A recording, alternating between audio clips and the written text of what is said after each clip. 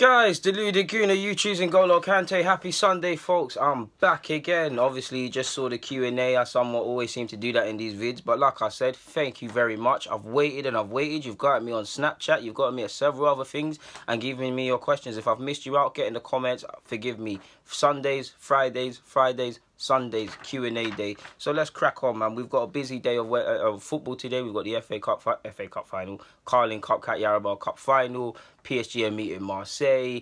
Obviously, there's a lot United versus Chelsea. Spurs are playing at the moment, which I'm not going to be able to watch because I got to go out shortly after this. But yeah, let's crack on, man. Yeah, that being said, don't think I didn't see Kane's miss though. He probably scored, but now because the TV's off, but he probably scored. But Kane, Eriksen, they were all missing some tap-ins today. But moving on from that, we've got a couple questions today. I've actually forgotten someone's user tag, my bad, but someone said, yo, DG, what do you think about the wage cut that Arsenal have apparently offered Jack Wilshere from 110k to 80k due to injury crisis / record? Without knowing the ins and outs, maybe I'm inclined to believe if he is being handed that, like a decrease in his wages, pardon me, it probably will work out at 110 or something like that, just in a different way. Maybe it's 80k a week, and then there's bonuses, and if you play a certain amount of games and things like that, that's probably the case. I do think Jack Wilshere, obviously, regardless of how much you love about a football club, before I get onto that, you've got to look after yourself. I mean, he's a footballer. He has wages. He's got living costs like all of us. He's got his rent. He's got all of these things. He's got to look after his kids' future. He's 26. I know Wilshere's been around for an eternity, forever, from 16, 17. But he's got to look up. He's now at 27, 26, 27. He's now in the peak prime of his career, where people enjoy their best period as a footballer. But he's also got to think about the quality of the contracts and incentives and coming and things of that nature, because his career, by the end of the next, he's got 5 years or so, 32. He can still play, obviously, but that's the period where you can get the big boy contracts, the big boy endorsements and things like that. I mean, Wilshere in Arsenal is a unique case. We know, I say loving the club lightly because we know it's a bit cliche in today's day and age, but he seems to love the club. Pained him to leave to go to Bournemouth. It pained me even more when you went on Bournemouth on loan, because I don't believe he needed to go, regardless of how much he played in hindsight and all that yada yada yada.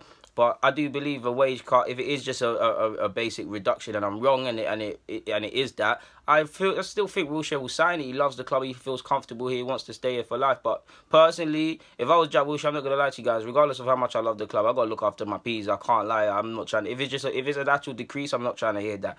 But yeah, hopefully that answers your question, my G. Tariq asks, my guy's always asking questions and saluting the thing, man. Ryan Sessegnon, if you were him, what Premier League side would you join and why?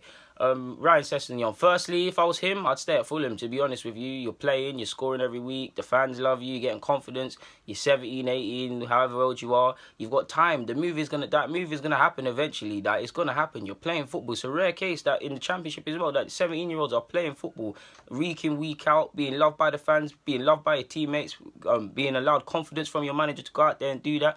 Whether he's a left wing or he's playing in midfield at the moment, but whether he's a midfielder or a fullback long term, he's enjoying football. The move will come if he just continues doing what he's doing. And to a degree, I know Ward-Prowse hasn't got the move, but you see what I mean in that Ward-Prowse was one of them Southampton wonder kids, and I say that lightly in the sense that moving on, it was spoken like Shaw and Chambers of moving on to the bigger clubs and moving on to other clubs, but he stayed where he stayed, got X amount of football, and then if he wants to move on, he can move on. A better example, not necessarily the same scope of potential, but Redmond came through Birmingham. He then went to Norwich, and some other clubs already did. He went to Norwich, played his football, now he went to Southampton. So firstly, if I was Sessegnon, I'd stay at Fulham. Now, if the move actually has to happen, the top six is obviously going to entice you. If you go to play for Pochettino, you see what he's doing, you see what Spurs are doing, you see what he does for young players, and I say that lightly because I believe when you look at his record and scrutinise it, it's not as good as people praise it to be, but it's still amazing. And Pochettino, it's exciting times to be a Spurs fan and to watch Spurs and things like that. So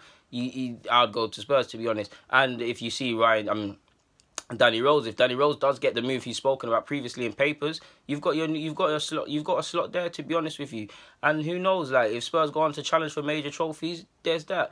Obviously, I'm an Arsenal fan. I'd like to see what Arsenal, as rubbed as Wenger is right now, is still Arsene Wenger. He's still improved players. He's still a big attraction for young players. Regardless of what we think about Arsenal and the fans and the stuff that's going on at the moment, you'd play football at Arsenal. You'd be at a club that has a reputation for playing young players, giving confidence in young players. The fans want to see young players. It's a reputable club. It's one of the biggest clubs in the world, regardless of how rubbed it is at the moment. And the Arsenal badge is coming out in that one, but there's that. Manchester United is Manchester United again, regardless of they might not be where they were of previous years, but that could be a carrot for him to want to join them. On paper, Jose Mourinho, a winner. Whether he wants to play for Jose with the youth record and all of these things, I don't know, but United speaks for itself in the club. So there's that. There's United, there's Arsenal, there's Spurs. You'd be a fool not to consider City. Yes, they've got a couple left backs and they're always buying players, but Pep Guardiola, they're Premier League winners. I personally think Sessegnon would play football there. And when you look at it, I know Mendy's been injured and Mendy's probably their first choice left back because I don't think they have any. They're shoehorning people. I'm sure Delp's been shoehorned there. My man that looks like Kevin De Bruyne that went to the Euros, I forgot his name, the Ukrainian international, he's been shoehorned at left back. Whether, like I said, Sessegnon could be a midfielder long term or a left back. Either one, there's a position, there's a slot there. Liverpool playing for Klopp. You see what he's doing with Trent Arnold. You see what he's doing with Joe Gomez. Woodburn. Hopefully, I really want to see it next season. I think Woodburn, it will be his time to shine. Really, you know you're gonna get Brewster. He's not really getting chances, but he remains on the hit list for Klopp. You know you'll get chances. Klopp values you, whether you're Danny Ings or Kevin Stewart or your thingy. The big boys like Firmino and Salah, you'll play for a manager that believes in giving young players a chance that will really take your development to his heart and really care about you as a person. Look at the good relationships Klopp has. And Liverpool are playing exciting football again. It's a reputable club like Arsenal and United, regardless of who is the manager. When these clubs come for you and the reputation and the individual different cases of stuff they've won and glorious nights and stuff attached to the history of these clubs, you stand up and you listen. Like personally, I'm listening if I'm putting myself in history. If Liverpool are asking for me, Anfield, magical nights. You know when you Liverpool fans know your club more than me. You know when you step down and it says this is Anfield, all them things there. You've got to think about that. So the top six, without a doubt, to be honest with you. But then if I'm away from the top six, you probably I don't want to say any teams in particular, but it might be a thing where you go to a mid-table club, similar to Fulham in the stature of the club. It's a tight-knit club. You go to a mid-table club, and obviously in the Premier League, results are important, and you're seeing managers get sacked. So don't get caught up on what I'm about to say, but you go to a team where there's less expectation on winning games and winning major trophies. You develop, you play your football, you do what you do in that Fulham at that. The move will come. There's that to be said. I mean, I know footballers are forced to grow up nowadays a lot. I mean, some young wonder kids that are spoken about at 16, at 21, man, write them off. So they have to grow up quickly. But the move will come. Like you're being in Nike adverts. You're doing dirt for England international championships. You're playing extremely good in the championship. Whether a left wing or a left back, which I personally believe the latter, you've got a big future. So really, and you're 17, 18, really and truly, there's not really a need to force a move. All of these things will come. For me, if in a day and age, most young footballers don't get to just worry about football. He's at Fulham. He's away from all. You can't be fully away from the hype and all of these things as a young player. But nobody's constantly scrutinising him. With every good performance, nobody's saying he can be the next this and that. With every bad performance, nobody's saying this and that. Which all the clubs I've listed, the top six, you see with young players or have seen. So I really like Ryan Sessegnon. I want him him and his brother, man. I like how they both play football, man. And having seen that guy from his youth days now, I'm happy for him. I want him to have the smoothest of paths to reaching his full potential. I don't want him to get any injuries. I know that's unrelated. I don't want him to get any injuries, which unfortunately is a part of football. I want him to be playing for any managers that won't give him a chance. I want him to be in a mad congested squad. So I'd say don't do anything you might regret. Just be easy and stay off and just stay at where you are at the moment. Hopefully that answers your first question. You've got another one. Berahino has nearly not scored in 2 years. Where did it go wrong? Pulis, to be honest. I swear Pulis weren't playing him for a minute. There's allegations. I don't want to get into it because I weren't there and I don't know the full terms of it, but there was off-field problems, whether it was partying, whether it was drugs, whether it was alcohol, whether it's a lack of motivation. Also heard there was a death or a tragedy in his personal life. I could be wrong about that, and if I am, I apologise. I'm not saying it's true, but if that happened, that could be a contribution to it because you could be forgiving him for becoming unmotivated and things like that. what I saw at base level is a player that didn't look fit. He looked kind of on the bigger side. He looked like he was lacking motivation.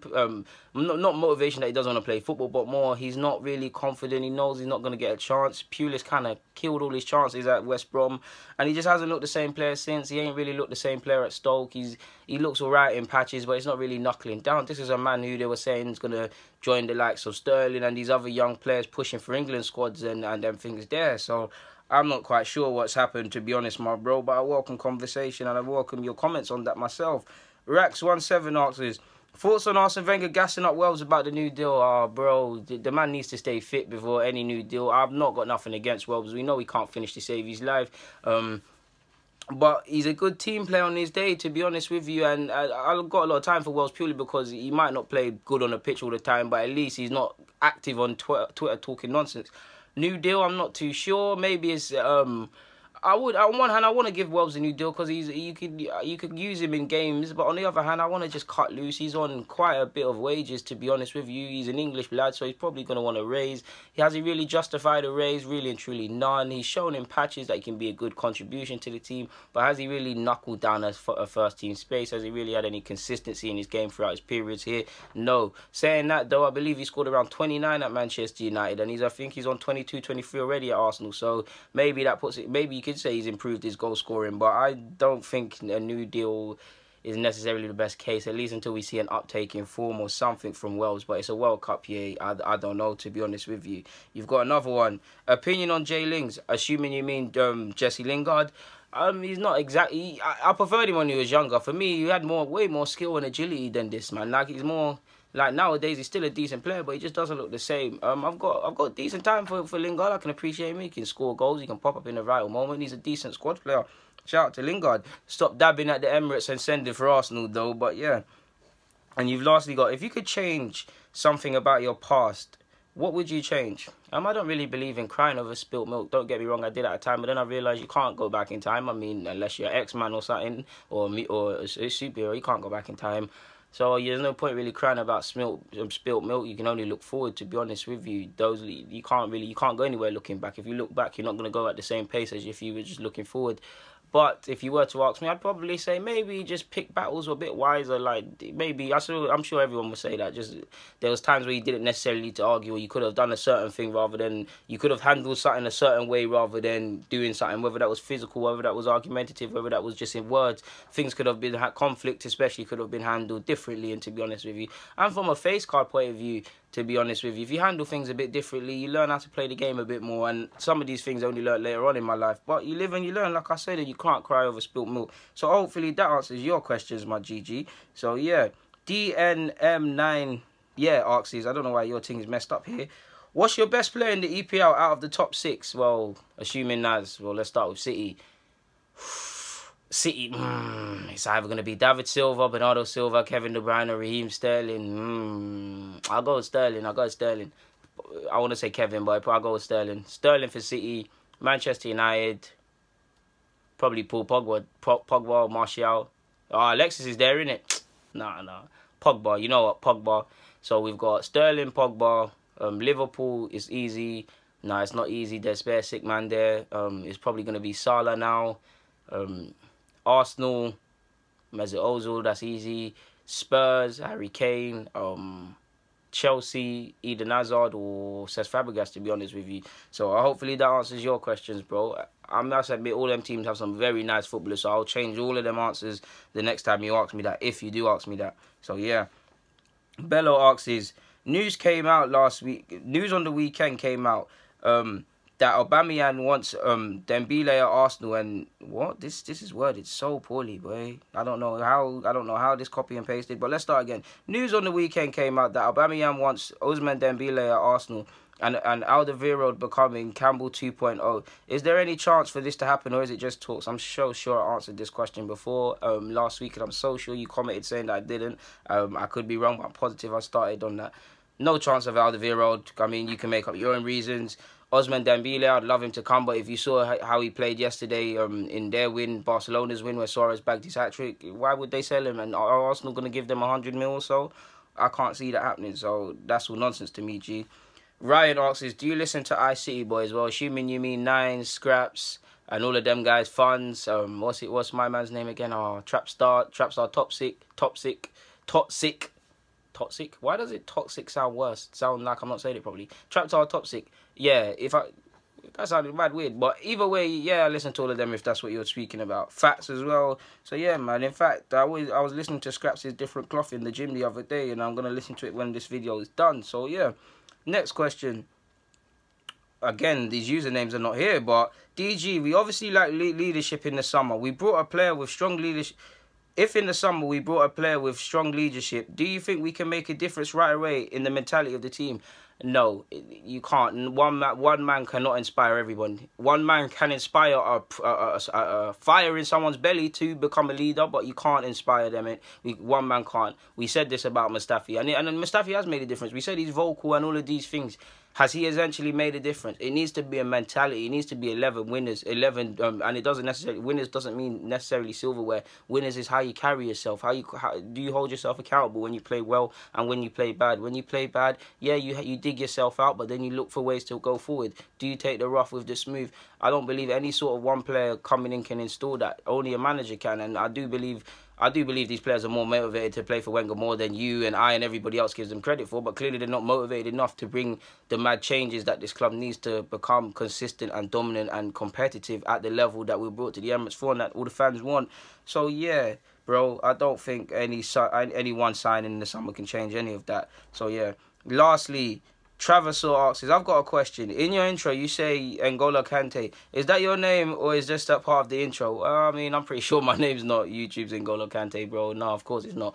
But what Kante does signify is constant work rate, constant consistency, and all of these sort of things. Like I said, I'm not going to go into it all. If you know, you know. But on that note, Pete, thank you.